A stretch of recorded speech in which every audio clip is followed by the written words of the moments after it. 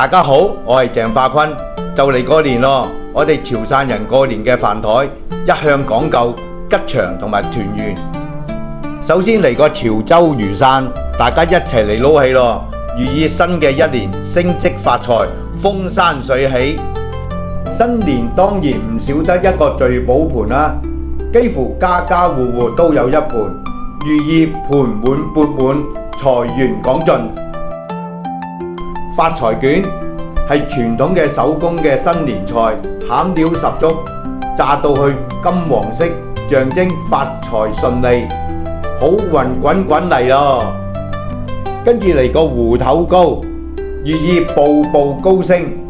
我哋再嚟一個主菜，滷水愛爾蘭肥鴨，肥而不漏，油潤十足，寓意富貴有餘。豬肚燉雞湯，寓意添丁又發財，一家興旺。百花釀海參，象徵富貴吉祥。半煎煮黃花魚，祝大家年年有餘。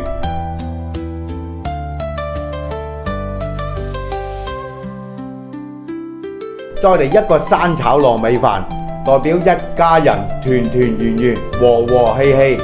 最後梗唔少得嘅潮州油角同埋水晶包，新年嘅必備嘅傳統甜品，寓意甜甜蜜蜜。最後祝大家馬年大吉，龍馬精神，身體健康。